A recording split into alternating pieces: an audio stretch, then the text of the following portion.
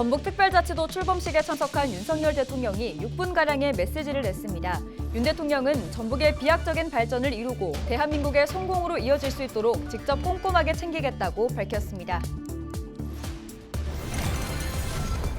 전북특별자치도 출범식에서 진보당 강성희 의원이 대통령 경호처 직원들에게 강제로 퇴장당하는 상황이 벌어지면서 논란이 커지고 있습니다. 전북 민중행동은 윤석열 대통령의 사과와 경호 책임자의 문책을 촉구했습니다. 로컬푸드 매장이 농가 수익 향상에 도움은 되지만 매장 운영과 투자에 수십억 원의 부안군 예산이 투입되고 있어 지속 가능한지에 의문이 제기되고 있습니다.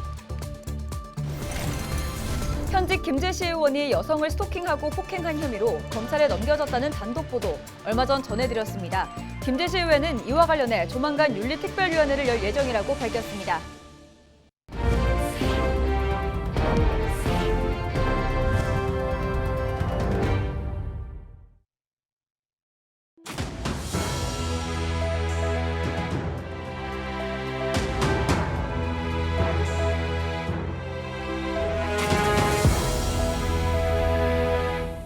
시청자 여러분 안녕하십니까? 헬로티비 전북뉴스입니다. 전라북도가 128년 만에 전북특별자치도로 거듭났다는 역사적인 소식 전해드렸죠. 이날 출범식에 참석한 윤석열 대통령은 축하를 건네며 6분가량 메시지를 냈는데 윤 대통령의 발언 함께 들어보시죠. 정명기 기자입니다.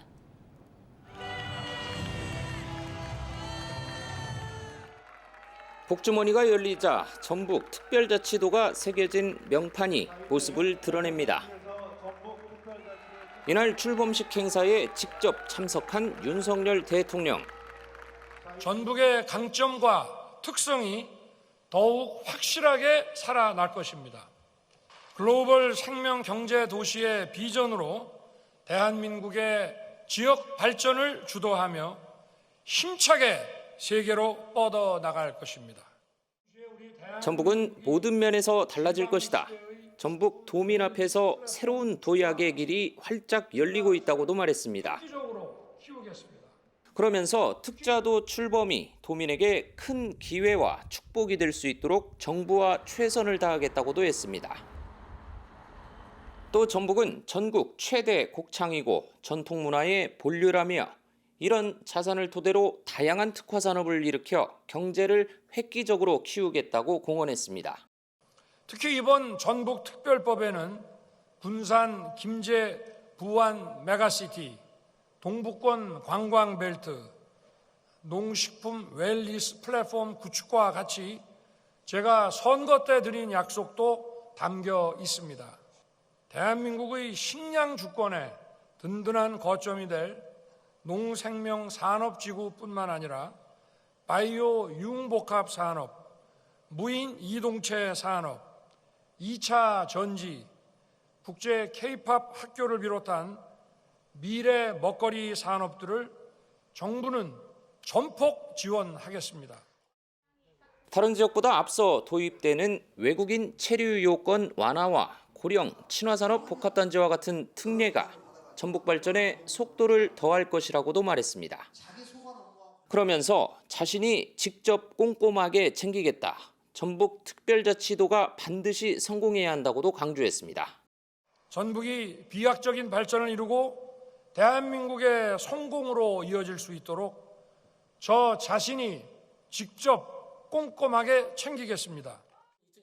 그렇지만 의심의 시선도 있습니다. 잼버리 대회 파행 사태 이후 새만금 관련 예산이 대폭 삭감됐던 충격이 채 가시지 않았고 제3금융중심지 지정과 남원 국립의학전문대학원 설립과 같은 윤 대통령의 전북 대선 공약은 도민 기대만큼 미치지 못하고 있다는 지적도 여전한 상황. 전북특별자치도는 오는 25일부터 도내 시군을 돌며 특자도의 의미와 미래상을 소개할 예정인데요. 이번 특자도 출범이 도민에게 큰 기회와 축복이 될 수 있도록 최선을 다하겠다는 윤 대통령의 공언이 제대로 지켜질 수 있을지 주목됩니다. 헬로티비 뉴스 정명기입니다. 18일 열린 전북특별자치도 출범식에서 윤석열 대통령에게 국정기조를 바꿔달라고 외치다 대통령 경호처 직원들에게 끌려나간 진보당 강성희 의원. 이와 관련해 전북 민중행동은 성명을 내고 국회의원에 대한 폭력이자 국민에 대한 모욕이라며 윤 대통령의 사과와 경호 책임자를 엄중히 문책하라고 밝혔습니다. 국민을 대표하는 헌법기관이자 입법부인 국회의원을 존중해야 한다며 대통령 경호 인력이 비판의 목소리를 전달하는 국회의원을 폭력적으로 제압하고 강제 퇴거시킨 것은 국민에 대한 모욕이라고 규탄했습니다. 한편 대통령실은 강 의원이 소리를 지르면서 윤 대통령의 손을 놓아주지 않았고 본인 쪽으로 당기기까지 했다며 경호상 위해 행위로 판단했다고 밝혔습니다. 국민의힘 전북특별자치도당은 전북특별자치도 출범식에서 윤석열 대통령에게 국정기조를 바꿔달라고 외치다 대통령 경호처 직원들에게 끌려나간 진보당 강성희 의원의 사퇴를 촉구했습니다. 국민의힘은 보도자료를 통해 강 의원이 의도적인 난동을 통해 탄압받는 모습을 연출해 논란을 만들었다며 본인의 당선을 위해 난동을 부린 것은 저열하고 지탄받아 마땅하다고 주장했습니다.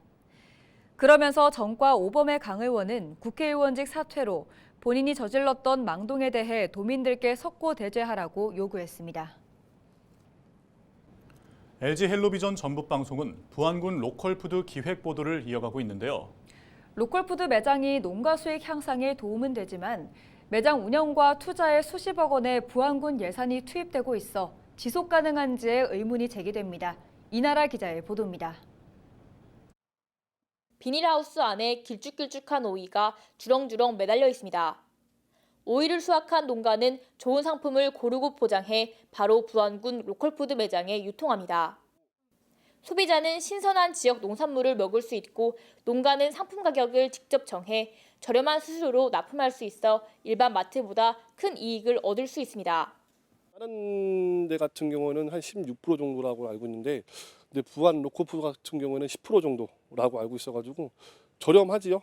근데 그 6% 차이가 작을 수도 있는데 나중에 이제 물량이 누가 이제 많이 나가든가 했었을 때는 금액적으로 차이가 많이 나죠. 현재 부안군에는 400여 농어가가 로컬푸드 매장에 납품하고 있는데 부안군은 올해 농가를 500여 곳까지 늘릴 계획입니다.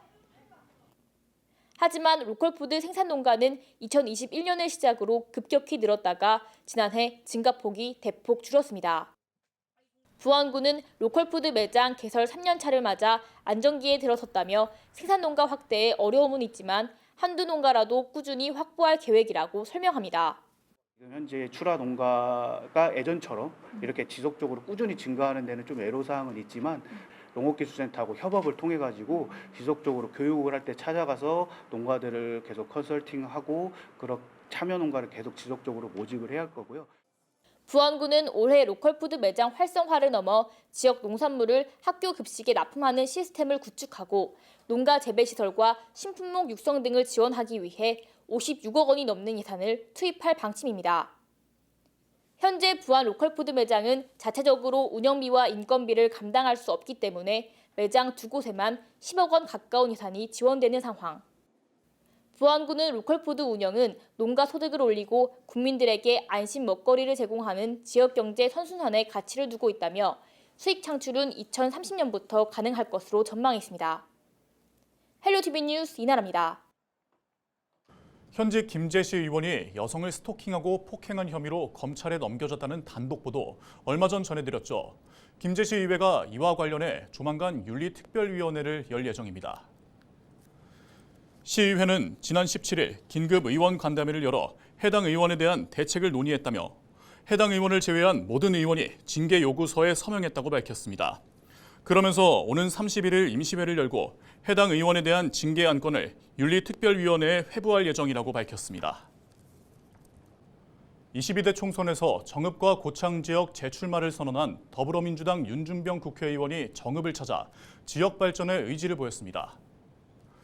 윤 의원은 19일 정읍시 북면 탑성마을회관에서 기자간담회를 열고 주민 등 80여 명이 참석한 가운데 정읍시 발전 공약 등을 설명했습니다.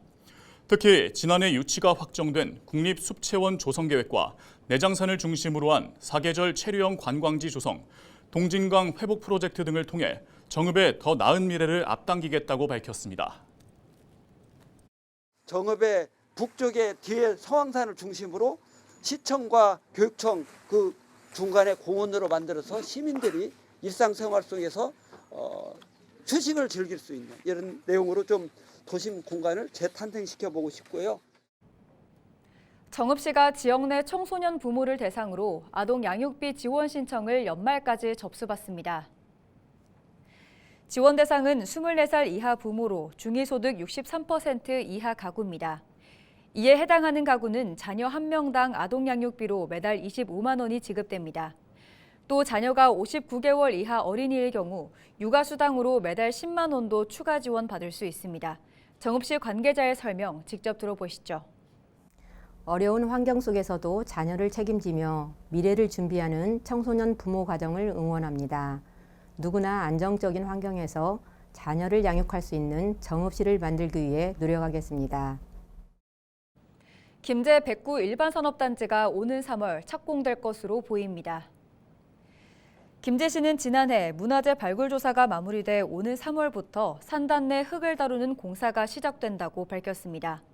백구 일반산업단지는 523억 원을 투자해 오는 2026년까지 33만여 제곱미터 규모의 제2특장차 전문단지가 조성됩니다.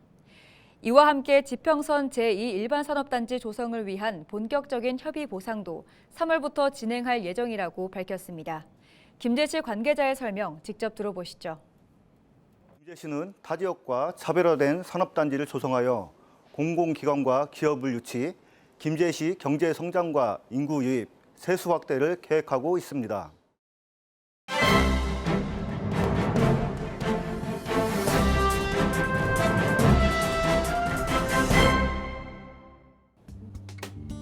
신문브리핑 전북일보 기사입니다.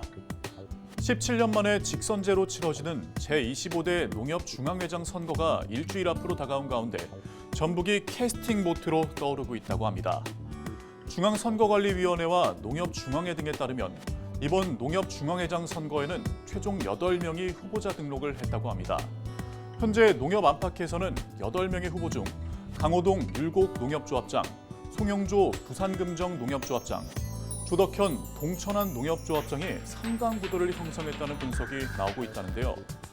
강호동 후보는 5선 조합장으로 2020년 선거에서 3위에 오르기도 했고, 송영조 후보는 최다선인 6선 조합장으로 후보 중 유일한 중앙회 이사 출신이라고 합니다. 조 후보는 3선 조합장으로 중앙회 감사위원을 지냈는데요. 이처럼 이번 선거가 충청권과 경상권 후보 간의 대결로 굳어지면서 후보자가 없는 전북의 표심이 선거의 승패를 가를 주요 변수가 될 가능성이 높다고 합니다. 특히 조덕현 후보는 호남과 충청, 경기 등 서부권에서 강세를 보이고 있는데요. 전북의 표심도 조 후보 쪽에 몰리는 분위기지만 강호동, 송영조 후보를 지지하는 조합원들도 상당수에 달해 전북이 어느 쪽에 힘을 실어줄지가 이번 선거 결과에 큰 영향을 미칠 것으로 분석됩니다. 지금까지 신문브리핑이었습니다.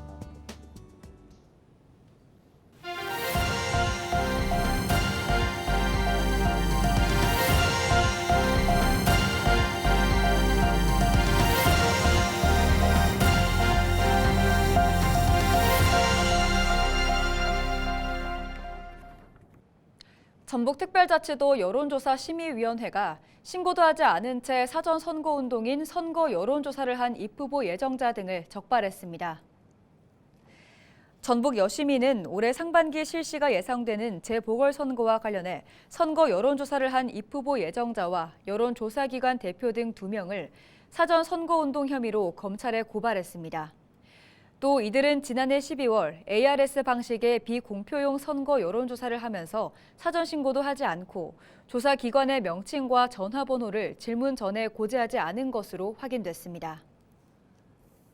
남원시 농업기술센터가 농업인들의 경영비 부담을 낮추기 위해 농기계 임대료 반값 할인 정책을 연장하기로 했습니다. 이에 따라 남원 지역 농민들은 1,300여 대의 농기계를 올해 말까지 반값으로 빌릴 수 있게 됐습니다. 일손 부족과 인건비 상승으로 경영난을 겪는 농가에 도움이 되기를 바라며 농기계 임대 사용에 불편함이 없도록 하겠습니다. 이상으로 뉴스를 마칩니다. 함께해 주신 여러분 고맙습니다.